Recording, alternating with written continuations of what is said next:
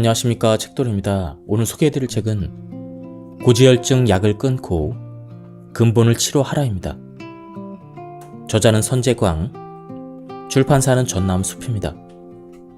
저자 소개를 간단하게 하겠습니다. 선재광, 만성질환 전문 한의학 박사로 현재 동국대학교 한의과대학 겸임교수, 신라대학교 보건대학 겸임교수, 경락진단학회 명예회장, 별뜸연구소 소장, 대한보구한의원 대표원장이다. 그럼 바로 본문을 보도록 하겠습니다. 콜레스테롤 자체에는 문제가 없다. 신생아 산모의 젖엔 다양한 콜레스테롤이 함유되어 있다. 출산하고 약 2주까지는 고콜레스테롤이라고 할 만큼 콜레스테롤의 함량이 높은 모유가 만들어진다. 이는 모유를 먹는 아기의 뇌 신경을 활발하게 하기 위한 인체의 작용이다. 만약 우리가 갓난아기 때 이러한 고콜레스테롤 모유를 먹지 않았다면 지금처럼 정상적으로 성장하지 못했을 것이다. 우리는 콜레스테롤에 대한 인식을 바꿔야 한다. 혈관을 망치고 건강을 나쁘게 하는 물질이 아니라 체내에 생산 시스템이 있을 만큼 꼭 필요하고 너무나 소중한 물질이라고 말이다. 콜레스테롤이 부족하면 인체 구석구석에 문제가 생기고 심지어 정신적인 문제까지 생길 수 있는 필수 구성 요소인 것이다. 이렇게 소중하고 중요한 콜레스테롤이 건강을 망치는 물질로 오해받고 있는 이유는 무엇일까? 그것은 체내에 콜레스테롤이 지나치게 많으면 각종 부작용이 생기기 때문이다. 그러나 콜레스테롤이 과도해서 부작용이 생기는 것은 콜레스테롤의 잘못이 아니다. 한의학은 모든 것을 균형의 관점에서 바라본다. 부족하지도 과도하지도 않은 균형 상태에서 우리 몸은 최적의 건강을 유지하려고 한다. 콜레스테롤도 마찬가지다. 우리 몸에 반드시 필요하지만 과도하면 문제가 된다. 식사량도 수면 시간도 적당해야 하는 것과 같은 이치이다. 콜레스테롤도 이러한 균형의 관점에서 바라봐야 오해 없이 정확히 볼 수가 있다. 햇빛과 비타민 D의 합성 사이에는 콜레스테롤이 있다. 피부가 햇빛을 받으면 체내에 있던 콜레스테롤이 피부로 스며나와 비타민D를 합성한다. 이 과정은 비타민 D의 생산에 매우 효율적이다. 하루에 30분 정도 햇볕을 쐬고 체내에 콜레스테롤이 넉넉하다면 우리 몸이 필요로 하는 만큼의 비타민 D가 충분히 만들어진다. 이 말은 햇볕을 충분히 쐬면 남아도는 콜레스테롤을 줄일 수 있다는 의미이기도 하다. 별도의 약물을 복용하지 않고도 비타민 D는 늘리고 콜레스테롤 수치는 줄이는 유용한 방법이 아닐 수 없다. 비타민 D는 남성들이 두려워하는 전립선 암의 발병 위험성도 낮추는 것으로 알려져 있다. 다만 체내에 콜레스테롤이 충분하지 않으면 비타민 D는 잘 합성되지 않는다. 따라서 평소에 피부에 직접 햇볕을 쐬는 노력이 필요하다. 햇볕을 많이 쐬면 피부가 탈까봐 자외선 차단제를 바르는 경우가 많은데 피부를 갈색으로 만드는 피부 속의 멜라닌 세포는 그 분비량이 늘어날수록 외부 자극에 대한 방어력이 높아지고 상처 치유력, 피부 재생력도 강해진다. 햇빛이 주는 유익함을 누리는 데는 하루 30분 정도면 되니 자외선 차단제는 사용하지 말고 햇빛을 마음껏 쬐자. 우리는 콜레스테롤 수치가 높아서 위험하다라는 진단을 받으면 가장 먼저 육류 섭취를 줄일 생각부터 한다. 이는 육류가 고콜레스테롤의 주범이라고 생각하기 때문이다. 그러나 육류보다 더 문제가 되는 건 육류를 먹는 방식이다. 육류나 기름진 음식을 거의 입에 대지 않는 사람들도 콜레스테롤 수치가 높은 경우가 있는데 폭식, 끼니를 거르는 습관, 일정하지 않은 식사량이 콜레스테롤 수치를 높이기 때문이다. 이렇게 건강하지 못한 식습관을 가졌을 때 콜레스테롤 수치가 높아지는 것이지 육식 자체가 콜레스테롤 수치를 높이는 것은 아니다. 칼로리 자체도 문제가 아니다. 아무리 많이 먹어도 규칙적으로 적당량을 먹으면 콜레스테롤 수치에 크게 영향을 미치지 않는다. 브리티시 메디컬 저널에 따르면 간식을 포함해서 하루에 6끼를 먹는 사람은 하루에 불규칙하게 2끼를 먹는 사람에 비해 섭취 칼로리가 무려 700칼로리가 더 많지만 정작 총 콜레스테롤은 30mg이나 낮은 것으로 나타났다. 이렇게 되는 이유는 불규칙한 식습관은 체내에서 콜레스테롤을 합성하는 과정에 혼란을 주기 때문이다. 예를 들어 밥을 먹지 않거나 폭식을 하면 우리 몸은 당의 흡수를 늘리고 콜레스테롤을 훨씬 많이 만들어낸다. 몸이 비상 상태에 처했다고 여기기 때문이다. 또 일주일에 달걀을 3개 이상 먹는 사람은 그렇지 않은 사람에 비해 콜레스테롤 수치가 오히려 낮게 나왔다. 결과적으로 봤을 때 콜레스테롤의 문제는 음식에 있는 것이 아니라 잘못된 식습관에서 기인한다고 봐야 한다. 서양 의학의 약물 판매 전략은 2가지로 요약될 수가 있다. 첫째는 노화 과정에서 생기는 자연스러운 증상을 질병으로 규정하는 것이고, 둘째는 매우 유동적이며 가볍게 지나갈 수 있는 증상이나 생활 습관으로 바로잡을 수 있는 증상을 사람들로 하여금 심각하게 받아들이게 하는 것이다. 이 2가지 전략은 사람들을 약물에 의존하게 만드는 마법이라고 해도 과언이 아니다. 그러나 약물 의존 전략은 옳은 치료법이 아니다. 예를 들어 노년이 되면 자연스럽게 혈압과 혈당이 높아질 수 있는데 나이를 무시하고 수치만으로 고혈압 당뇨병으로 규정하여 평생 약물을 먹이는 것은 과잉진단, 그리고 처방 그 자체이다. 며칠 쉬면 나을 수 있는 감기를 빨리 낫게 하겠다고 감기약을 처방하는 것도 바람직한 방법은 아니다. 사실 감기약은 열을 내리거나 콧물을 멈추는 등 증상을 가볍게 할 뿐 감기의 근본 치료와는 무관하다. 하지만 미디어에서 이러한 약물의 필요성을 반복적으로 말하면 사람들은 증상이 나타나는 순간 마법에 걸린 듯 병원이나 약국으로 달려가 돈을 쓸 수밖에 없다. 제약업계의 마케팅 전략은 콜레스테롤 수치와도 밀접히 연결되어 있다. 미국 자연의학 특화 대학인 바스터 대학교의 마이클 머레이 교수는 콜레스테롤 수치에 대해서 이렇게 폭로했다. 콜레스테롤 수치는 제약사가 쳐놓은 덫이다. 제약사와 결탁한 의사들이 콜레스테롤 기준 수치를 점점 늘려서 더 많은 사람들을 고지혈증 환자로 만들고 있다는 것이다. 현재 전 세계적으로 가장 많이 처방되는 약물이며 상업적으로는 이미 블록버스터급 지위를 차지하고 있다고 평가받는 약물이 바로 고지혈증약인 스타틴 계열의 약물이다. 화이자사의 리피토는 1996년부터 2013년까지 8년간 무려 127조 원어치가 판매되었다. 세상에 어떤 약물이든 부작용은 있기 마련이다. 고지혈증약도 마찬가지다. 문제는 약물의 부작용이 우리가 생각하는 것보다 심각하다는 점이다. 특히 고지혈증약은 전 세계에서 가장 많이 처방되는 약물 중에 하나인 만큼 부작용으로 고통받는 사람도 많이 있다.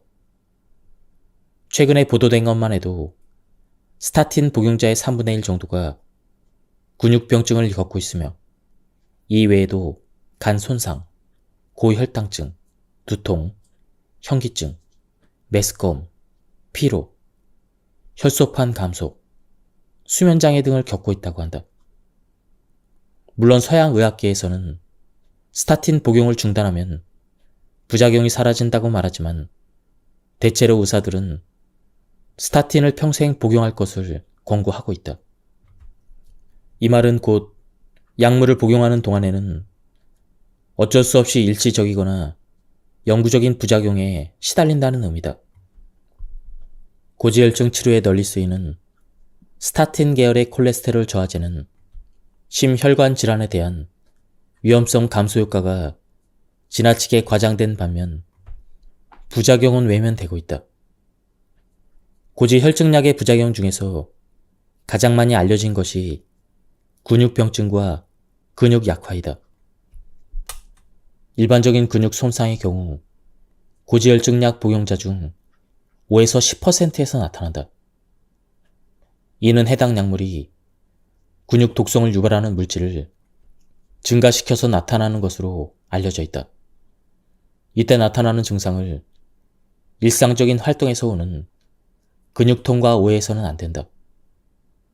고지혈증 약은 또한 다발성 신경병증을 유발할 가능성도 있다. 이 병은 말초신경이 손상되어 발생하는 다양한 신경학적 장애를 말한다. 감각을 둔화시키고 통증을 유발하는 것은 물론 손발 저림 증상도 나타난다. 고지혈증약은 치매와도 관련이 있는 것으로 나타났다. 특히 침류성 스타틴으로 분류되는 약물들이 치매와 더 관련이 있다는 연구 결과가 있다. UCLA 대학교 연구팀의 연구에 의하면 사고력과 기억력이 경미하게 손상된 300명의 노인에게 침류성 스타틴을 사용한 결과 향후 8년간 치매에 걸릴 가능성이 더 높아졌다. 이들 중 24%에서 치매가 발병한 반면 스타틴을 사용하지 않은 노인들에서의 치매 발병률은 8%에 불과했다. 드러그 먹어 증상도 조심해야 한다. 이 증상은 특정한 약물을 먹으면 몸에 있는 이로운 영양 성분을 강도처럼 빼앗는 현상을 의미한다. 특히 스타틴 계열의 약물은 코엔자임 Q10을 뺏어간다. 코엔자임 Q10은 항산화제의 일종으로 혈액을 통해 온몸을 돌아다니면서 영양분을 장기에 전달하고 노폐물을 배출하는 역할을 한다. 그런데 코엔자임 Q10의 체내 합성 용로가 콜레스테롤과 동일해서 콜레스테롤 합성을 억제하는 약물을 먹으면 코엔자임 Q10의 체내 합성 역시 함께 억제된다. 이러한 사실은 실험에 의해서도 증명되었다. 다음은 고지혈증을 근본적으로 해결할 수 있는 해결 방법에 대한 부분입니다.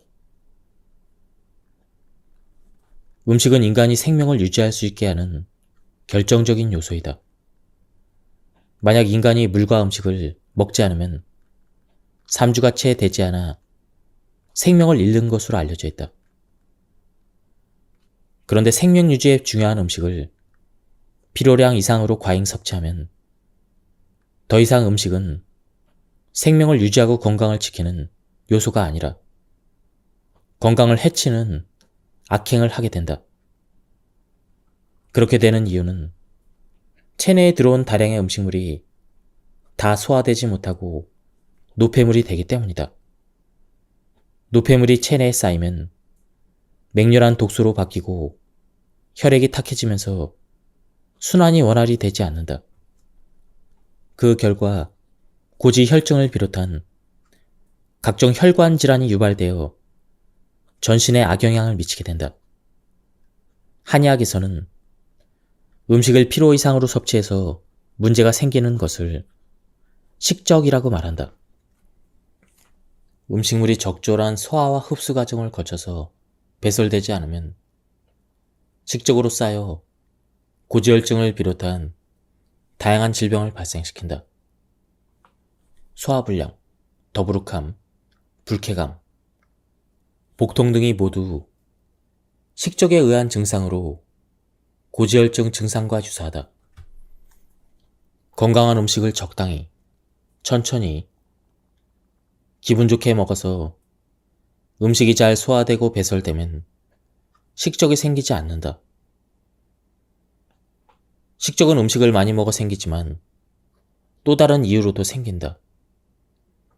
식적이 생기는 첫 번째 이유는 지나친 스트레스로 위와 장의 혈액이 충분히 공급되지 않아 위와 장의 기능이 저하됐기 때문이다.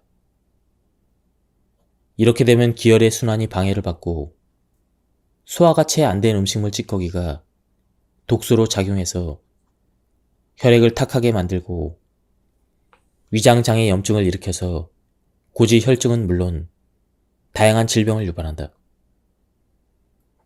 식적의 두 번째 원인은 비위가 약하기 때문이다.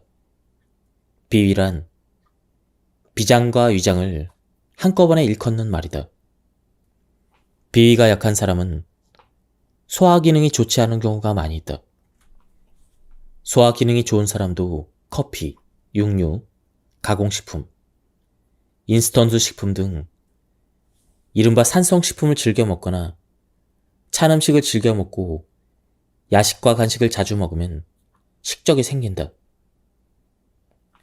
끈적하고 기름진 음식을 즐겨 먹으면 기가 막혀 잘 통하지 않아 식적이 생긴다. 식적을 예방하기 위해서는 우선 음식의 종류를 따져야 한다. 육류는 고단백 식품으로서 우리 몸에 꼭 필요하지만 효소와 섬유질이 풍부한 과일, 채소, 잡곡의 섭취를 늘리지 않으면 그 자체로 장에 부담을 주게 된다. 방귀 냄새가 독한 것도 섬유질 없이 육류를 과잉 섭취해서 생긴 일이다. 효소와 섬유질이 풍부한 채소와 과일을 먹으면 장 운동이 촉진되어 배변이 원활해지기 때문에 방귀가 독하지 않고 질병에 대한 예방력도 생긴다. 몸도 가벼워진다. 면류 음식도 주의해야 한다. 한의학에서는 면독이라는 말이 있다. 국수 등 밀가루로 만든 음식을 먹으면 소화가 되지 않고 식적을 일으킬 수 있다는 말이다.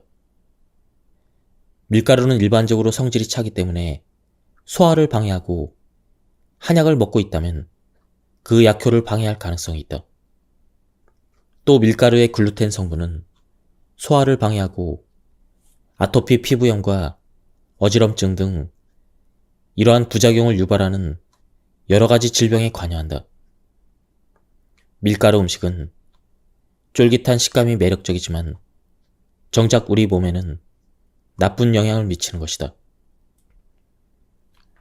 밀가루 음식을 어쩔 수 없이 먹어야 하거나 꼭 먹고 싶다면 최대한 천천히 오래 씹어서 먹고 적게 먹는 것이 그나마 몸에 해로움을 덜 주는 방법이다.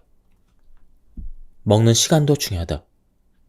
동의보감에서는 특히 저녁 식사량에 대해 하루의 금기사항으로 저녁에 배부르게 먹어서는 안 된다라고 경고한다. 잠자기 3시간에서 4시간 전에는 아무것도 먹지 않는 것이 소화에도 숙면에도 도움이 된다. 소식은 예나 지금이나 건강을 위한 바른 길인 것이다. 소식을 해야 되는 또 다른 이유는 인체 에너지 소모와 관련이 있다. 음식을 먹으면 소화를 시켜야 되는데 과식을 하면 인체는 소화 흡수 배설에 많은 에너지를 소모한다. 반면에 식사량을 줄이면 소화 흡수 배설에 사용될 에너지가 인체를 치유하는 데 사용된다. 소식을 해야 장수한다는 것은 바로 이런 이유 때문이다. 식적의 예방과 해소에는 물의 섭취가 큰 도움이 될 수가 있다. 예로부터 질병이 생기면 일단 맑고 깨끗한 물을 마시고 그래도 증상이 좋아지지 않으면 약을 써야 한다고 했다. 따라서 물은 약의 우선이 되는 1차적인 처치인 셈이다. 물은 우리 몸을 지켜주는 생명의 원천으로 체온을 조절하고 노폐물을 배출하고 피로를 회복하게 해주어 면역력 강화에 도움이 된다. 세계보건기구에서는 하루 2리터의 좋은 물을 마시는 것만으로도 질병의 80%가 예방된다고 발표했다. 다만 어떻게 마시느냐에 따라 물이 식적 해소에 도움이 되기도 하고 방해가 되기도 한다. 만약 식사 직전이나 직후에 물을 많이 마시면 소화를 방해해서 오히려 식적을 유발할 수가 있다. 식적을 예방하려면 일단 섭취하는 음식과 물에 주의를 기울여야 하지만 이미 식적 증상이 있다면 식사와 식사의 간격을 최소 4시간 이상 두는 것이 좋다. 또 식사 직후에 산책을 할 필요가 있다. 걷기는 식적 예방에 도움이 된다. 다만 과한 운동은 오히려 위에 부담을 주어 소화에 방해가 될 수가 있다. 옷도 주의가 필요하다. 몸에 너무 꽉 끼는 옷은 복부 주변을 압박해서 소화기관에 부담을 줄 수가 있다. 수면 시간이 5시간에서 6시간 이하인 사람은 건강 상태가 전반적으로 좋지 않은 것으로 나타났다. 특히 수면 시간이 5시간 이하인 사람은 7시간에서 8시간인 사람보다 콜레스테롤 수치가 높을 가능성이 2배나 됐다. 수면이 이렇게 중요한 이유는 경락의 운행 때문이다. 우리 몸은 자연의 섭리에 따라서 활성화되는 경락의 부위가 다르다. 밤 11시부터 새벽 3시까지 활성화되는 경락은 간과 담의 경락이다.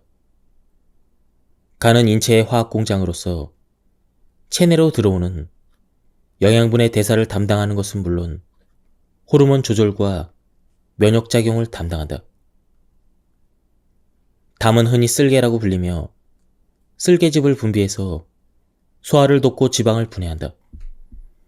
이러한 간과 담에 경락이 활성화되어 피로 물질을 원활히 해소하고 독소를 배출하려면 그 시간 동안 잠을 자야 한다.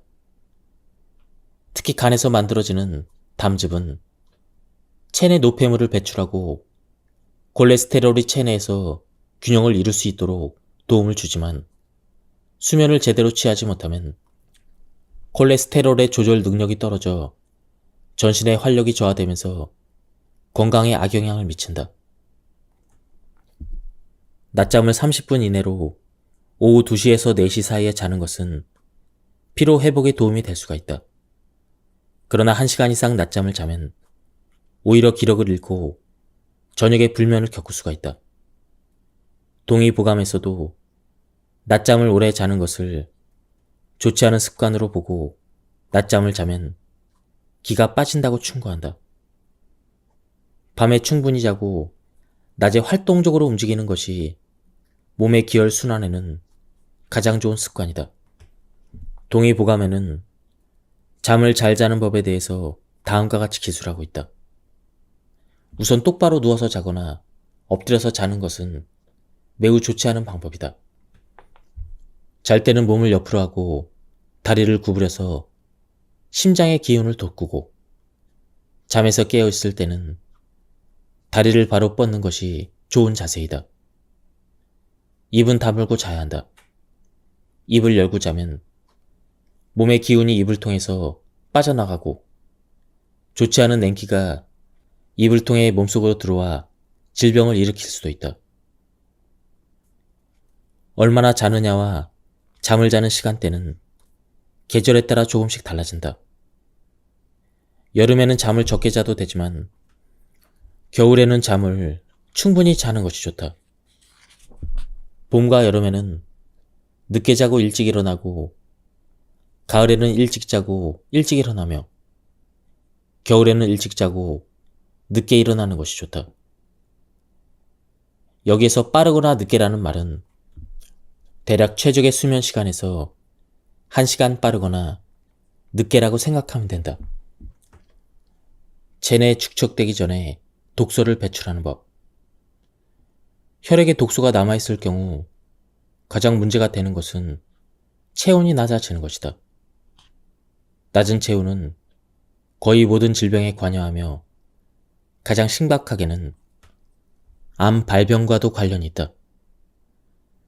체온이 35도 이하로 내려갈 경우 암세포가 활발하게 활동하기 시작하고 면역력과 대사율이 떨어지며 배설 기능이 저하되고 자율신경계가 혼란스러워진다. 그리고 혈액순환이 나빠져 독소를 배출하기 힘들어지고 축적된 독소는 다시 혈액순환을 악화시킨다. 그러면 우리 몸은 더 차가워져서 결국 질병의 굴레로 떨어지고 만다. 몸이 이런 상태에 빠지면 두통, 어깨결림, 안면 홍조, 설사, 피로감, 변비, 호흡곤란, 이러한 여러 가지 증상들이 나타난다. 이 증상들은 몸이 보내는 경고인 동시에 자체적인 치유 반응이기도 하다.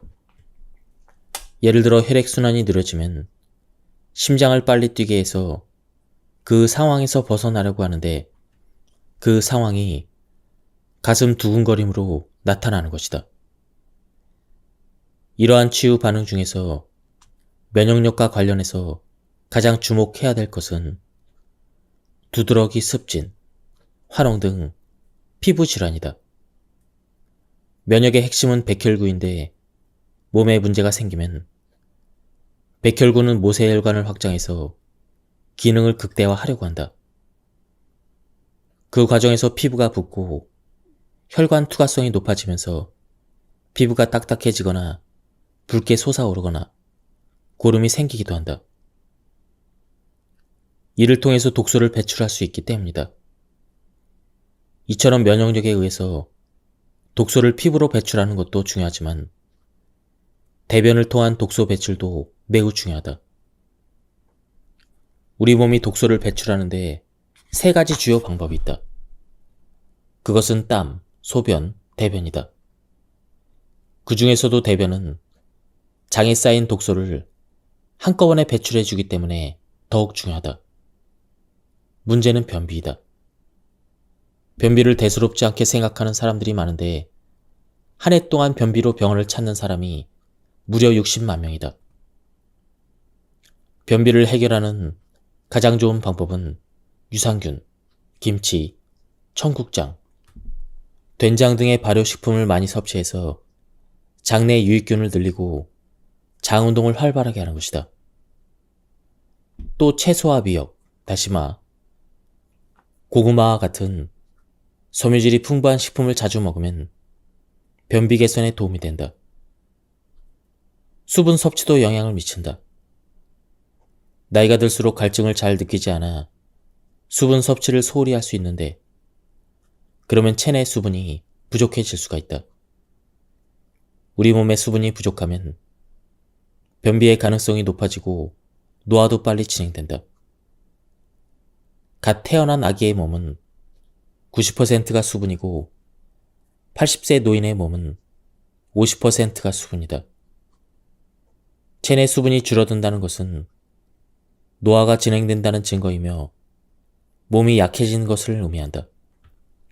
우리는 늘 무엇을 먹을까를 생각한다. 맛있는 음식이 차고 넘치는 요즘에는 먹는 것이 큰 즐거움이자 고민이다.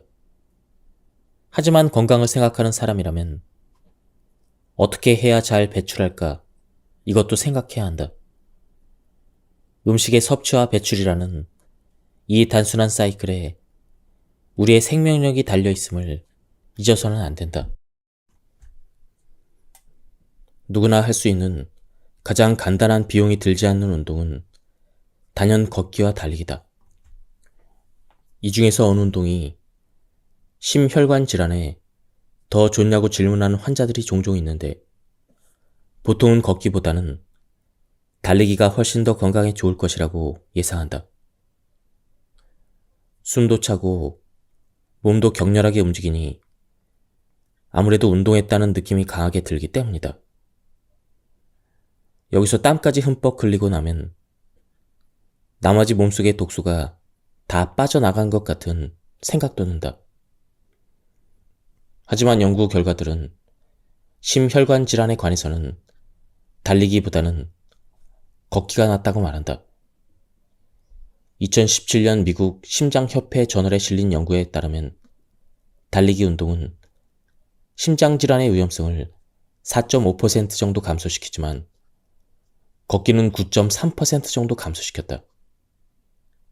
또 고혈압, 고콜레스테롤의 위험성 역시 달리기는 4.3% 정도 감소시켰지만 걷기는 7.2% 정도 감소시켰다. 이러한 연구 결과에 따르면 대체로 달리기보다는 걷기가 혈관 건강에 2배 정도 더 효과가 있다고 볼 수가 있다. 걷기와 달리기의 지방 연소 효과도 차이가 나는데 그 이유는 운동 중에 우리 몸이 어떤 것을 에너지원으로 하는지가 다르기 때문이다. 보통 낮은 강도의 운동을 할 때 인체는 지방을 태우면서 운동을 위한 에너지를 얻는다. 반면 높은 강도의 운동을 하면 지방에서 에너지를 얻는 비율이 줄어든다. 따라서 달리기보다는 걷기가 지방 연소에 좀 더 도움이 될 수가 있다. 체내 지방을 연소시키는 것은 비만 해소에 도움이 되고 비만으로 생긴 각종 질병들을 해소하는 아주 중요한 활동이다. 그런 점에서 걷기 운동을 산책과 착각해서는 안 된다. 지방 연소를 최대화하려면 최대 심박수의 60에서 70%까지, 즉 숨이 차기 직전까지 걷기를 해야 한다. 운동 시간도 고려할 필요가 있다. 운동을 아침에 하는 것이 좋은가, 저녁에 하는 것이 좋은가, 혹은 공복에 하는 것이 좋은가, 식사 후에 하는 것이 좋은가, 이런 논쟁이 있는데 공복일 때 혹은 아침에 운동을 하는 것도 분명 효과는 있지만 지방 연소의 관점에서 최적의 운동 시간은 저녁을 먹은 뒤에 1시간에서 1시간 30분 사이다. 식후 1시간에서 1시간 30분 사이는 음식물이 소화되고 혈중 포도당 농도가 최고치에 이르는 시간이다. 혈액 내에 에너지가 가득 차 있기 때문에 활력을 느끼면서 운동을 할 수 있고 운동을 통해서 혈중 포도당을 전부 소모할 수가 있다. 이 말은 지방을 소모한다는 것과 같은 의미다. 공복 상태에서 운동은 장점과 단점을 동시에 가지고 있다. 장시간 공복 상태였다가 아침에 운동을 하면 일시적으로 지방이 많이 소모된다. 하지만 이후에 식사를 하면 우리 몸은 잃어버린 지방을 빠르게 다시 축적하려고 한다. 그러니 다이어트를 염두에 둔다면 식사를 가볍게 한 상태에서 운동하는 것이 도움이 될 수가 있다. 평소 식사량이 많은데 그 양을 줄이기 힘들다면 열량이 빠르게 소모되는 운동을 해보는 것도 도움이 된다. 가장 대표적인 운동이 수영이다. 수영을 하고 나면 종종 배가 아픈데 이는 수영이 상당한 열량을 소모하는 운동이라는 증거이다. 수영은 관절에 무리를 주지 않기 때문에 나이가 든 사람에게도 유용하다. 운동을 할 때 반드시 염두에 둬야 될 것이다. 그것은 물과 산소 공급이 충분히 이루어져야 된다는 점이다. 단지 운동만 한다고 지방이 연소되는 것은 아니다. 지방 연소를 위한 기본 환경이 갖춰져 있어야 하는데 그것이 바로 물과 산소이다. 따라서 운동 전후에 수분을 충분히 섭취하고 좁은 실내보다는 야외에서 운동을 하는 것이 산소 공급의 측면에서 더 유리하다. 운동할 시간이 없다면 최소 1시간에서 2시간마다 자리에서 일어나 몸을 움직여야 한다. 정상 체온으로 올리는 생활습관. 체온은 뜸을 통해서도 올릴 수 있지만 평소 체온을 올리는 습관을 실천하면 기혈순환이 활성화되면서 면역력이 높아진다. 수분을 충분히 섭취한다. 수분을 섭취하면 체온이 내려갈 것 같지만 수분을 충분히 섭취하면 신진대사가 활성화되어 체온이 정상으로 회복되는 것은 물론 체내 노폐물을 몸 밖으로 배출해서 저체온이 예방된다. 단 찬물은 섭취를 삼가한다. 숙면 취하기. 신진대사가 원활해야 체온이 유지되는데 숙면이 중요한 역할을 한다. 충분한 숙면은 하루 동안 노화된 세포를 재생하고 노폐물을 배출해 자연스럽게 혈액순환이 원활해져서 체온을 올린다. 꼭꼭 씹어서 먹는다. 식습관이 체온과도 밀접하게 연관되어 있다는 걸 아는가? 음식을 30회씩 씹어 먹으면 턱 관절이 활발하게 움직이면서 얼굴 전체에 열이 발생하고 이 열이 전신으로 확산되면서 체온이 상승한다. 30회씩 씹는 것이 어렵다면 일단 음식을 숟가락으로 입에 넣은 뒤에 숟가락을 내려놓고 씹는 것에 집중하면 도움이 된다. 체온을 올리는 음식 먹기. 체온을 올리는 음식으로는 마늘, 부추, 계피, 생강이 대표적이다. 마늘의 알리신 성분이 체온을 올리고 생강은 진저롤 성분이 있어 몸 안에서 냉기를 빼고 체온을 올려준다. 계피의 시나몬 성분은 혈액순환을 촉진해 체온을 올려준다. 특히 수족냉증이나 소화 장애가 있는 경우 도움이 된다. 부추는 동의보감에서 몸을 따뜻하게 하므로 복통이 있거나 수족냉증이 있을 때 즙을 내서 먹으라고 권할 정도로 체온 상승에 효과가 좋다. 반면에 기름기가 많은 음식, 패스트푸드, 지나치게 짜거나 단 음식은 체온을 떨어뜨린다. 운동하기. 운동을 하면 기초 대사량이 좋아지고 혈액순환이 개선되어 체온 유지에 도움이 된다. 땀이 나고 숨이 약간 찰 정도로 운동을 하는 것이 좋다. 근력 운동을 같이 하면 근육량이 증가하면서 기초 대사량이 높아져 체온 상승에 더욱 좋다. 하루 30분 햇볕 쬐기. 아침이나 낮 시간에 햇빛을 피부에 직접 쬐면 비타민 D가 생성되면서 면역력이 높아지고 혈액순환이 좋아지면서 신진대사가 활발해져 체온이 상승한다. 지금까지 이 책에 대한 리뷰를 모두 마쳤습니다. 이 책에서는 고지 혈증약의 부작용에 대해서 설명을 해주고 있는데요. 생각보다 많은 부작용이 있었습니다. 그리고 또한 이 책은 고지혈증 약을 먹지 않고 다스릴 수 있는 구체적인 방법도 설명되어 있었습니다. 한번 책을 구해서 읽어보실 것을 추천드립니다. 여기서 리뷰를 마치도록 하겠습니다. 감사합니다. 안녕하십니까, 책도리입니다. 오늘 소개해드릴 책은 고지혈증 약을 끊고 근본을 치료하라입니다. 저자는 선재광, 출판사는 전남숲입니다. 저자 소개를 간단하게 하겠습니다. 선재광, 만성질환 전문 한의학 박사로 현재 동국대학교 한의과대학 겸임교수, 신라대학교 보건대학 겸임교수, 경락진단학회 명예회장, 별뜸연구소 소장, 대한보구한의원 대표원장이다. 그럼 바로 본문을 보도록 하겠습니다. 콜레스테롤 자체에는 문제가 없다. 신생아 산모의 젖엔 다양한 콜레스테롤이 함유되어 있다. 출산하고 약 2주까지는 고콜레스테롤이라고 할 만큼 콜레스테롤의 함량이 높은 모유가 만들어진다. 이는 모유를 먹는 아기의 뇌 신경을 활발하게 하기 위한 인체의 작용이다. 만약 우리가 갓난아기 때 이러한 고콜레스테롤 모유를 먹지 않았다면 지금처럼 정상적으로 성장하지 못했을 것이다. 우리는 콜레스테롤에 대한 인식을 바꿔야 한다.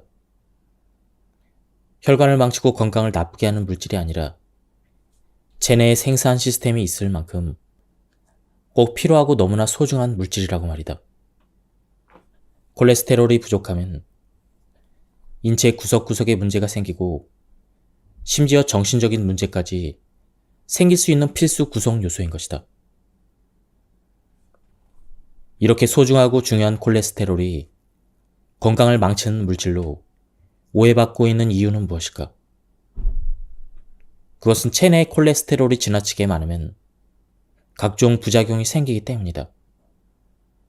그러나 콜레스테롤이 과도해서 부작용이 생기는 것은 콜레스테롤의 잘못이 아니다. 한의학은 모든 것을 균형의 관점에서 바라본다. 부족하지도 과도하지도 않은 균형 상태에서 우리 몸은 최적의 건강을 유지하려고 한다. 콜레스테롤도 마찬가지다. 우리 몸에 반드시 필요하지만 과도하면 문제가 된다. 식사량도 수면 시간도 적당해야 하는 것과 같은 이치이다. 콜레스테롤도 이러한 균형의 관점에서 바라봐야 오해 없이 정확히 볼 수가 있다. 햇빛과 비타민 D의 합성 사이에는 콜레스테롤이 있다. 피부가 햇빛을 받으면 체내에 있던 콜레스테롤이 피부로 스며나와 비타민 D를 합성한다. 이 과정은 비타민 D의 생산에 매우 효율적이다. 하루에 30분 정도 햇볕을 쐬고 체내의 콜레스테롤이 넉넉하다면 우리 몸이 필요로 하는 만큼의 비타민 D가 충분히 만들어진다. 이 말은 햇볕을 충분히 쐬면 남아도는 콜레스테롤을 줄일 수 있다는 의미이기도 하다. 별도의 약물을 복용하지 않고도 비타민 D는 늘리고 콜레스테롤 수치는 줄이는 유용한 방법이 아닐 수 없다. 비타민 D는 남성들이 두려워하는 전립선 암의 발병 위험성도 낮추는 것으로 알려져 있다. 다만 체내의 콜레스테롤이 충분하지 않으면 비타민 D는 잘 합성되지 않는다. 따라서 평소에 피부에 직접 햇볕을 쐬는 노력이 필요하다. 햇볕을 많이 쐬면 피부가 탈까봐 자외선 차단제를 바르는 경우가 많은데 피부를 갈색으로 만드는 피부 속의 멜라닌 세포는 그 분비량이 늘어날수록 외부 자극에 대한 방어력이 높아지고 상처 치유력, 피부 재생력도 강해진다. 햇빛이 주는 유익함을 누리는 데는 하루 30분 정도면 되니 자외선 차단제는 사용하지 말고 햇빛을 마음껏 쬐자. 우리는 콜레스테롤 수치가 높아서 위험하다라는 진단을 받으면 가장 먼저 육류 섭취를 줄일 생각부터 한다. 이는 육류가 고콜레스테롤의 주범이라고 생각하기 때문이다. 그러나 육류보다 더 문제가 되는 건 육류를 먹는 방식이다. 육류나 기름진 음식을 거의 입에 대지 않는 사람들도 콜레스테롤 수치가 높은 경우가 있는데 폭식, 끼니를 거르는 습관, 일정하지 않은 식사량이 콜레스테롤 수치를 높이기 때문이다. 이렇게 건강하지 못한 식습관을 가졌을 때 콜레스테롤 수치가 높아지는 것이지 육식 자체가 콜레스테롤 수치를 높이는 것은 아니다. 칼로리 자체도 문제가 아니다.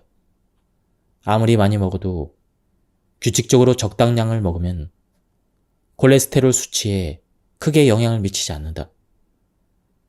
브리티시 메디컬 저널에 따르면 간식을 포함해서 하루에 6끼를 먹는 사람은 하루에 불규칙하게 2끼를 먹는 사람에 비해 섭취 칼로리가 무려 700칼로리가 더 많지만 정작 총 콜레스테롤은 30mg이나 낮은 것으로 나타났다. 이렇게 되는 이유는 불규칙한 식습관은 체내에서 콜레스테롤을 합성하는 과정에 혼란을 주기 때문이다. 예를 들어 밥을 먹지 않거나 폭식을 하면 우리 몸은 당의 흡수를 늘리고 콜레스테롤을 훨씬 많이 만들어낸다. 몸이 비상 상태에 처했다고 여기기 때문이다.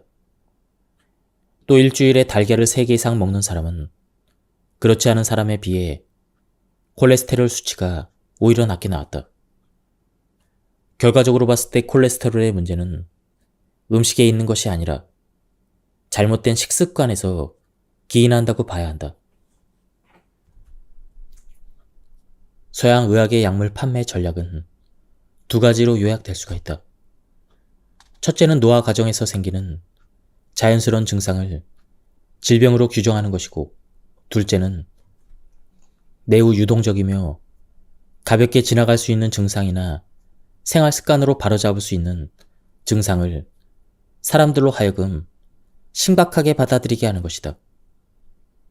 이 두 가지 전략은 사람들을 약물에 의존하게 만드는 마법이라고 해도 과언이 아니다. 그러나 약물 의존 전략은 옳은 치료법이 아니다. 예를 들어 노년이 되면 자연스럽게 혈압과 혈당이 높아질 수 있는데, 나이를 무시하고 수치만으로 고혈압 당뇨병으로 규정하여 평생 약물을 먹이는 것은 과잉진단, 그리고 처방 그 자체이다. 며칠 쉬면 나을 수 있는 감기를 빨리 낫게 하겠다고 감기약을 처방하는 것도 바람직한 방법은 아니다. 사실 감기약은 열을 내리거나 콧물을 멈추는 등 증상을 가볍게 할 뿐 감기의 근본 치료와는 무관하다. 하지만 미디어에서 이러한 약물의 필요성을 반복적으로 말하면 사람들은 증상이 나타나는 순간 마법에 걸린 듯 병원이나 약국으로 달려가 돈을 쓸 수밖에 없다. 제약업계의 마케팅 전략은 콜레스테롤 수치와도 밀접히 연결되어 있다. 미국 자연의학 특화 대학인 바스터 대학교의 마이클 머레이 교수는 콜레스테롤 수치에 대해서 이렇게 폭로했다. 콜레스테롤 수치는 제약사가 쳐놓은 덫이다. 제약사와 결탁한 의사들이 콜레스테롤 기준 수치를 점점 늘려서 더 많은 사람들을 고지혈증 환자로 만들고 있다는 것이다.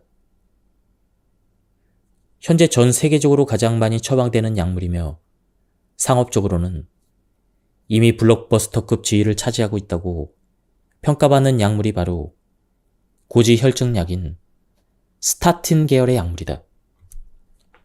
화이자사의 리피토는 1996년부터 2013년까지 8년간 무려 127조 원어치가 판매되었다. 세상에 어떤 약물이든 부작용은 있기 마련이다. 고지혈증약도 마찬가지다. 문제는 약물의 부작용이 우리가 생각하는 것보다 심각하다는 점이다. 특히 고지혈증약은 전 세계에서 가장 많이 처방되는 약물 중에 하나인 만큼 부작용으로 고통받는 사람도 많이 있다. 최근에 보도된 것만 해도 스타틴 복용자의 3분의 1 정도가 근육병증을 겪고 있으며, 이 외에도 간 손상, 고혈당증, 두통, 현기증, 메스꺼움, 피로, 혈소판 감소, 수면장애 등을 겪고 있다고 한다. 물론 서양 의학계에서는 스타틴 복용을 중단하면 부작용이 사라진다고 말하지만 대체로 의사들은 스타틴을 평생 복용할 것을 권고하고 있다. 이 말은 곧 약물을 복용하는 동안에는 어쩔 수 없이 일시적이거나 영구적인 부작용에 시달린다는 의미다. 고지혈증 치료에 널리 쓰이는 스타틴 계열의 콜레스테롤 저하제는 심혈관 질환에 대한 위험성 감소 효과가 지나치게 과장된 반면 부작용은 외면되고 있다. 고지혈증약의 부작용 중에서 가장 많이 알려진 것이 근육병증과 근육 약화이다. 일반적인 근육 손상의 경우 고지혈증약 복용자 중 5에서 10%에서 나타난다. 이는 해당 약물이 근육 독성을 유발하는 물질을 증가시켜서 나타나는 것으로 알려져 있다. 이때 나타나는 증상을 일상적인 활동에서 오는 근육통과 오해해서는 안 된다. 고지혈증약은 또한 다발성 신경병증을 유발할 가능성도 있다. 이 병은 말초 신경이 손상되어 발생하는 다양한 신경학적 장애를 말한다. 감각을 둔화시키고 통증을 유발하는 것은 물론 손발 저림 증상도 나타난다. 고지혈증약은 치매와도 관련이 있는 것으로 나타났다. 특히 친유성 스타틴으로 분류되는 약물들이 치매와 더 관련이 있다는 연구 결과가 있다. UCLA 대학교 연구팀의 연구에 의하면 사고력과 기억력이 경미하게 손상된 300명의 노인에게 진유성 스타틴을 사용한 결과 향후 8년간 치매에 걸릴 가능성이 더 높아졌다. 이들 중 24%에서 치매가 발병한 반면 스타틴을 사용하지 않은 노인들에서의 치매 발병률은 8%에 불과했다. 드러그 먹어 증상도 조심해야 한다. 이 증상은 특정한 약물을 먹으면 몸에 있는 이로운 영양 성분을 강도처럼 빼앗는 현상을 의미한다. 특히 스타틴 계열의 약물은 코엔자임 Q10을 뺏어간다. 코엔자임 Q10은 항산화제의 일종으로 혈액을 통해 온몸을 돌아다니면서 영양분을 장기에 전달하고 노폐물을 배출하는 역할을 한다. 그런데 코엔자임 Q10의 체내 합성 용로가 콜레스테롤과 동일해서 콜레스테롤 합성을 억제하는 약물을 먹으면 코엔자임 Q10의 체내 합성 역시 함께 억제된다. 이러한 사실은 실험에 의해서도 증명되었다. 다음은 고지혈증을 근본적으로 해결할 수 있는 해결 방법에 대한 부분입니다. 음식은 인간이 생명을 유지할 수 있게 하는 결정적인 요소이다. 만약 인간이 물과 음식을 먹지 않으면 3주가 채 되지 않아 생명을 잃는 것으로 알려져 있다. 그런데 생명 유지에 중요한 음식을 필요량 이상으로 과잉 섭취하면 더 이상 음식은 생명을 유지하고 건강을 지키는 요소가 아니라 건강을 해치는 악행을 하게 된다. 그렇게 되는 이유는 체내에 들어온 다량의 음식물이 다 소화되지 못하고 노폐물이 되기 때문이다. 노폐물이 체내에 쌓이면 맹렬한 독소로 바뀌고 혈액이 탁해지면서 순환이 원활히 되지 않는다. 그 결과 고지혈증을 비롯한 각종 혈관 질환이 유발되어 전신에 악영향을 미치게 된다. 한의학에서는 음식을 필요 이상으로 섭취해서 문제가 생기는 것을 식적이라고 말한다. 음식물이 적절한 소화와 흡수 과정을 거쳐서 배설되지 않으면 식적으로 쌓여 고지혈증을 비롯한 다양한 질병을 발생시킨다.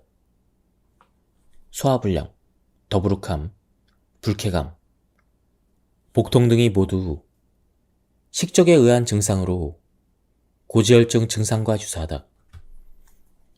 건강한 음식을 적당히, 천천히, 기분 좋게 먹어서 음식이 잘 소화되고 배설되면 식적이 생기지 않는다. 식적은 음식을 많이 먹어 생기지만 또 다른 이유로도 생긴다. 식적이 생기는 첫 번째 이유는 지나친 스트레스로 위와 장의 혈액이 충분히 공급되지 않아 위와 장의 기능이 저하됐기 때문이다. 이렇게 되면 기혈의 순환이 방해를 받고 소화가 채 안 된 음식물 찌꺼기가 독소로 작용해서 혈액을 탁하게 만들고 위장장애 염증을 일으켜서 고지혈증은 물론 다양한 질병을 유발한다. 식적의 두 번째 원인은 비위가 약하기 때문이다. 비위란 비장과 위장을 한꺼번에 일컫는 말이다. 비위가 약한 사람은 소화 기능이 좋지 않은 경우가 많이 있다. 소화 기능이 좋은 사람도 커피, 육류, 가공식품, 인스턴트 식품 등 이른바 산성식품을 즐겨 먹거나 찬 음식을 즐겨 먹고 야식과 간식을 자주 먹으면 식적이 생긴다. 끈적하고 기름진 음식을 즐겨 먹으면 기가 막혀 잘 통하지 않아 식적이 생긴다. 식적을 예방하기 위해서는 우선 음식의 종류를 따져야 한다. 육류는 고단백 식품으로서 우리 몸에 꼭 필요하지만 효소와 섬유질이 풍부한 과일, 채소, 잡곡의 섭취를 늘리지 않으면 그 자체로 장에 부담을 주게 된다. 방귀 냄새가 독한 것도 섬유질 없이 육류를 과잉 섭취해서 생긴 일이다. 효소와 섬유질이 풍부한 채소와 과일을 먹으면 장 운동이 촉진되어 배변이 원활해지기 때문에 방귀가 독하지 않고 질병에 대한 예방력도 생긴다.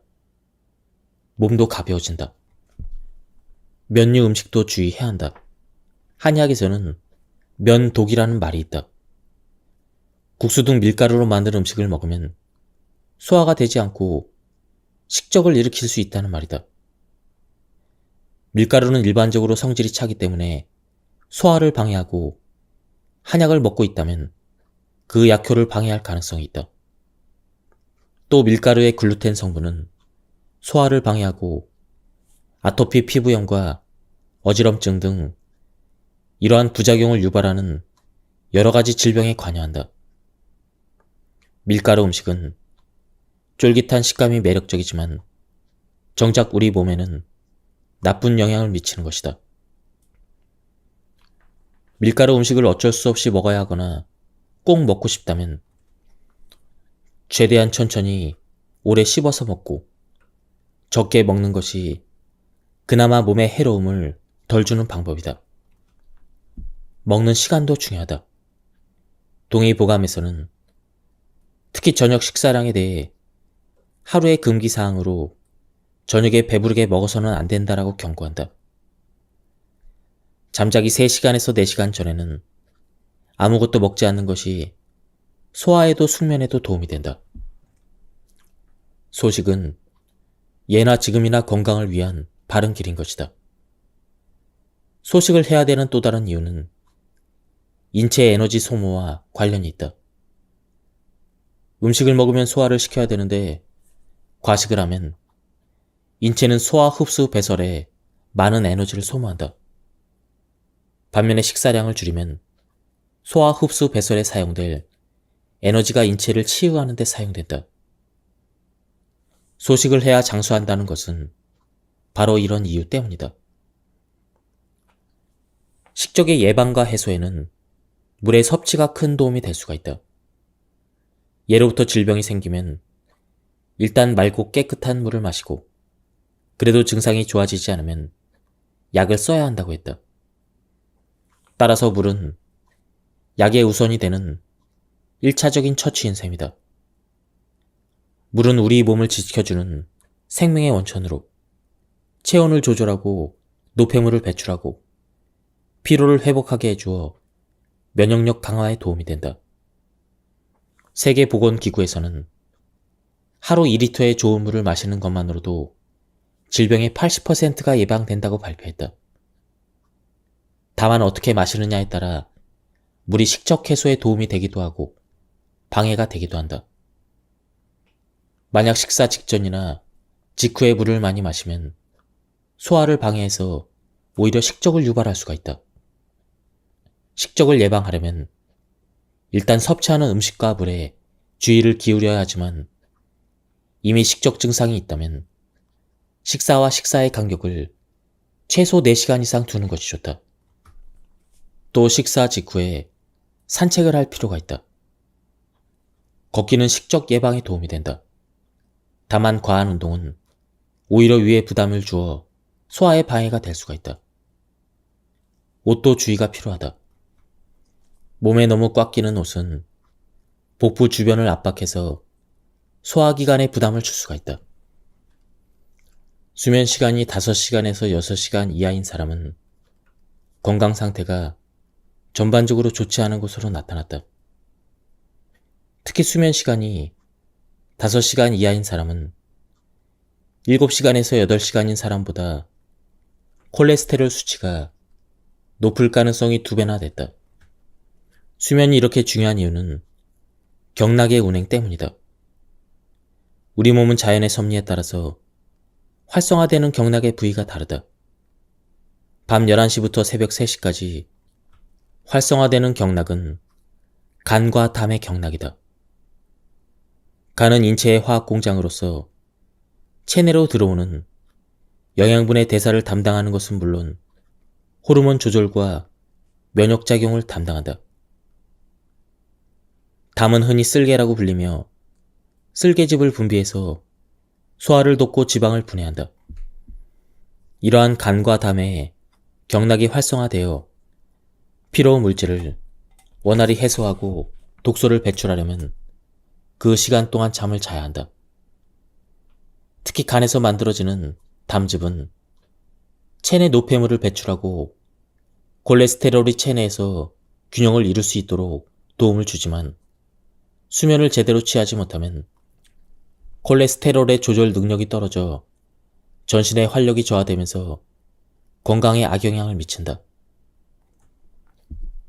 낮잠을 30분 이내로 오후 2시에서 4시 사이에 자는 것은 피로 회복에 도움이 될 수가 있다. 그러나 1시간 이상 낮잠을 자면 오히려 기력을 잃고 저녁에 불면을 겪을 수가 있다.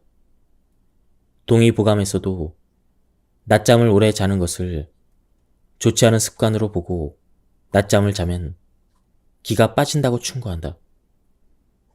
밤에 충분히 자고 낮에 활동적으로 움직이는 것이 몸의 기혈 순환에는 가장 좋은 습관이다. 동의보감에는 잠을 잘 자는 법에 대해서 다음과 같이 기술하고 있다. 우선 똑바로 누워서 자거나 엎드려서 자는 것은 매우 좋지 않은 방법이다. 잘 때는 몸을 옆으로 하고 다리를 구부려서 심장의 기운을 돋구고 잠에서 깨어 있을 때는 다리를 바로 뻗는 것이 좋은 자세이다. 입은 다물고 자야 한다.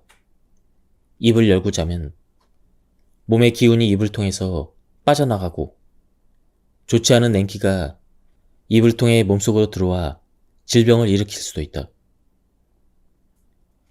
얼마나 자느냐와 잠을 자는 시간대는 계절에 따라 조금씩 달라진다. 여름에는 잠을 적게 자도 되지만 겨울에는 잠을 충분히 자는 것이 좋다. 봄과 여름에는 늦게 자고 일찍 일어나고 가을에는 일찍 자고 일찍 일어나며 겨울에는 일찍 자고 늦게 일어나는 것이 좋다. 여기에서 빠르거나 늦게라는 말은 대략 최적의 수면 시간에서 1시간 빠르거나 늦게라고 생각하면 된다. 체내에 축적되기 전에 독소를 배출하는 법. 혈액에 독소가 남아있을 경우 가장 문제가 되는 것은 체온이 낮아지는 것이다. 낮은 체온은 거의 모든 질병에 관여하며 가장 심각하게는 암 발병과도 관련이 있다. 체온이 35도 이하로 내려갈 경우 암세포가 활발하게 활동하기 시작하고 면역력과 대사율이 떨어지며 배설 기능이 저하되고 자율신경계가 혼란스러워진다. 그리고 혈액순환이 나빠져 독소를 배출하기 힘들어지고 축적된 독소는 다시 혈액순환을 악화시킨다. 그러면 우리 몸은 더 차가워져서 결국 질병의 굴레로 떨어지고 만다. 몸이 이런 상태에 빠지면 두통, 어깨결림, 안면 홍조, 설사, 피로감, 변비, 호흡곤란, 이러한 여러 가지 증상들이 나타난다. 이 증상들은 몸이 보내는 경고인 동시에 자체적인 치유 반응이기도 하다. 예를 들어 혈액순환이 느려지면 심장을 빨리 뛰게 해서 그 상황에서 벗어나려고 하는데 그 상황이 가슴 두근거림으로 나타나는 것이다. 이러한 치유 반응 중에서 면역력과 관련해서 가장 주목해야 될 것은 두드러기 습진, 화농 등 피부 질환이다. 면역의 핵심은 백혈구인데 몸에 문제가 생기면 백혈구는 모세혈관을 확장해서 기능을 극대화하려고 한다. 그 과정에서 피부가 붓고 혈관 투과성이 높아지면서 피부가 딱딱해지거나 붉게 솟아오르거나 고름이 생기기도 한다. 이를 통해서 독소를 배출할 수 있기 때문이다. 이처럼 면역력에 의해서 독소를 피부로 배출하는 것도 중요하지만 대변을 통한 독소 배출도 매우 중요하다. 우리 몸이 독소를 배출하는데 세 가지 주요 방법이 있다. 그것은 땀, 소변, 대변이다.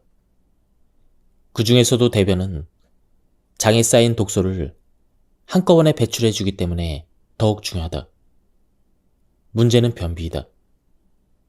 변비를 대수롭지 않게 생각하는 사람들이 많은데 한 해 동안 변비로 병원을 찾는 사람이 무려 60만 명이다.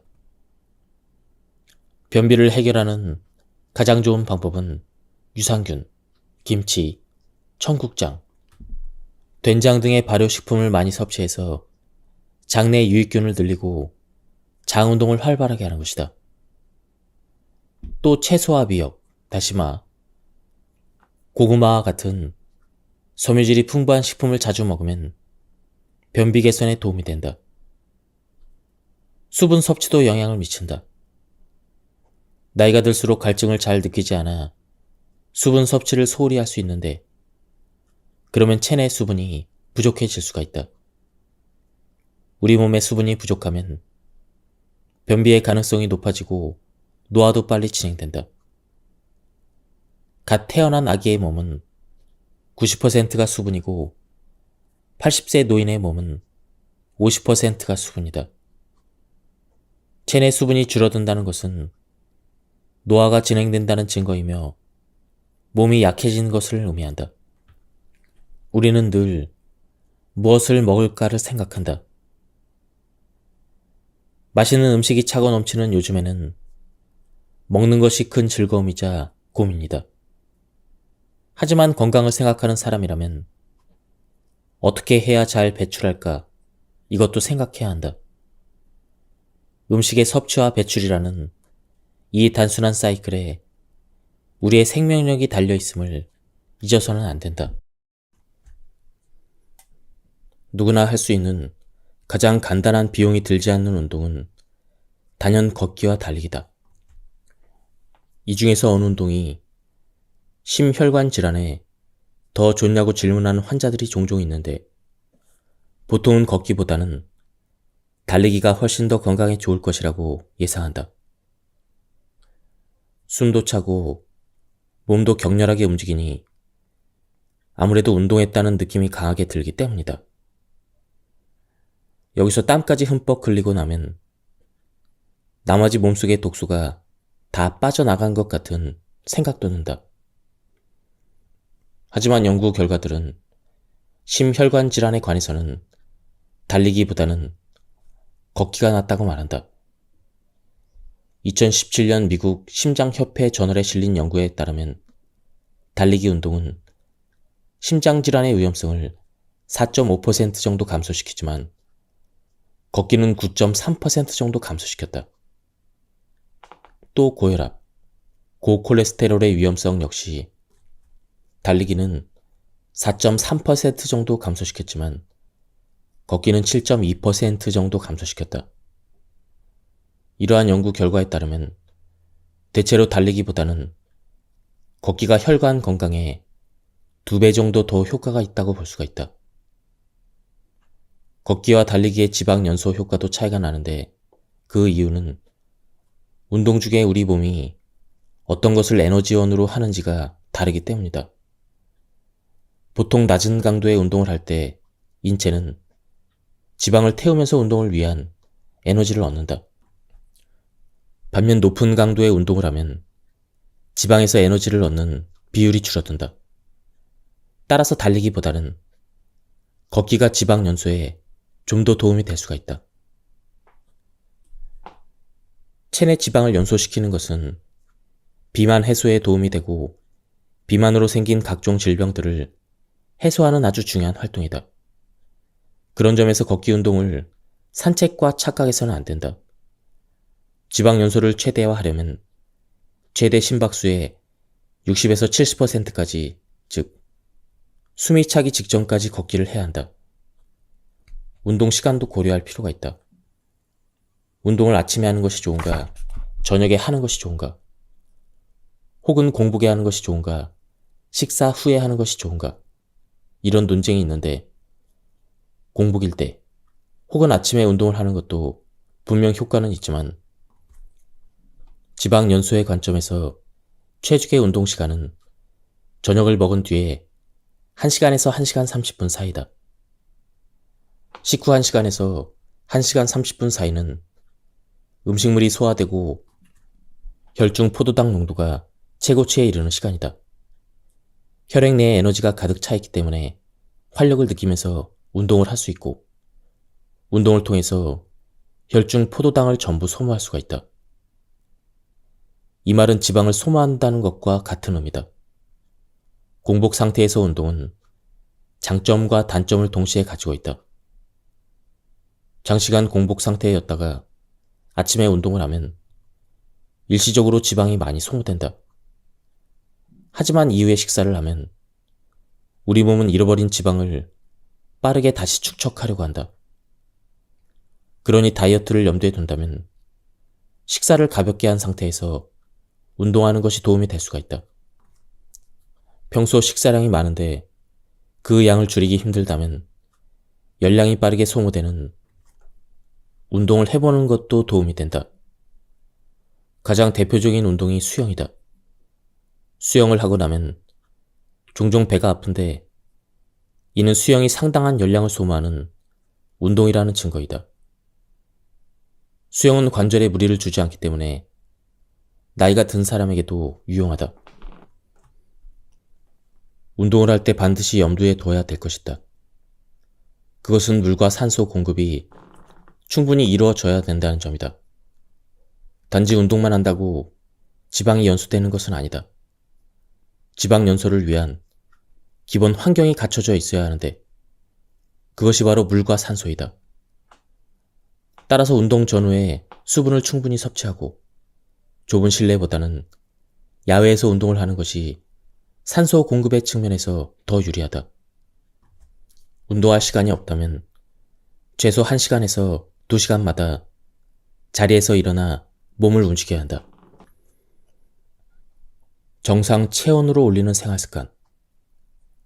체온은 뜸을 통해서도 올릴 수 있지만 평소 체온을 올리는 습관을 실천하면 기혈순환이 활성화되면서 면역력이 높아진다. 수분을 충분히 섭취한다. 수분을 섭취하면 체온이 내려갈 것 같지만 수분을 충분히 섭취하면 신진대사가 활성화되어 체온이 정상으로 회복되는 것은 물론 체내 노폐물을 몸 밖으로 배출해서 저체온이 예방된다. 단 찬물은 섭취를 삼가한다. 숙면 취하기. 신진대사가 원활해야 체온이 유지되는데 숙면이 중요한 역할을 한다. 충분한 숙면은 하루 동안 노화된 세포를 재생하고 노폐물을 배출해 자연스럽게 혈액순환이 원활해져서 체온을 올린다. 꼭꼭 씹어서 먹는다. 식습관이 체온과도 밀접하게 연관되어 있다는 걸 아는가? 음식을 30회씩 씹어 먹으면 턱 관절이 활발하게 움직이면서 얼굴 전체에 열이 발생하고 이 열이 전신으로 확산되면서 체온이 상승한다. 30회씩 씹는 것이 어렵다면 일단 음식을 숟가락으로 입에 넣은 뒤에 숟가락을 내려놓고 씹는 것에 집중하면 도움이 된다. 체온을 올리는 음식 먹기. 체온을 올리는 음식으로는 마늘, 부추, 계피, 생강이 대표적이다. 마늘의 알리신 성분이 체온을 올리고 생강은 진저롤 성분이 있어 몸 안에서 냉기를 빼고 체온을 올려준다. 계피의 시나몬 성분은 혈액순환을 촉진해 체온을 올려준다. 특히 수족냉증이나 소화 장애가 있는 경우 도움이 된다. 부추는 동의보감에서 몸을 따뜻하게 하므로 복통이 있거나 수족냉증이 있을 때 즙을 내서 먹으라고 권할 정도로 체온 상승에 효과가 좋다. 반면에 기름기가 많은 음식, 패스트푸드, 지나치게 짜거나 단 음식은 체온을 떨어뜨린다. 운동하기. 운동을 하면 기초 대사량이 좋아지고 혈액순환이 개선되어 체온 유지에 도움이 된다. 땀이 나고 숨이 약간 찰 정도로 운동을 하는 것이 좋다. 근력 운동을 같이 하면 근육량이 증가하면서 기초 대사량이 높아져 체온 상승에 더욱 좋다. 하루 30분 햇볕 쬐기. 아침이나 낮 시간에 햇빛을 피부에 직접 쬐면 비타민 D가 생성되면서 면역력이 높아지고 혈액순환이 좋아지면서 신진대사가 활발해져 체온이 상승한다. 예, 지금까지 이 책에 대한 리뷰를 모두 마쳤습니다. 이 책에서는 고지혈증약의 부작용에 대해서 설명을 해주고 있는데요. 생각보다 많은 부작용이 있었습니다.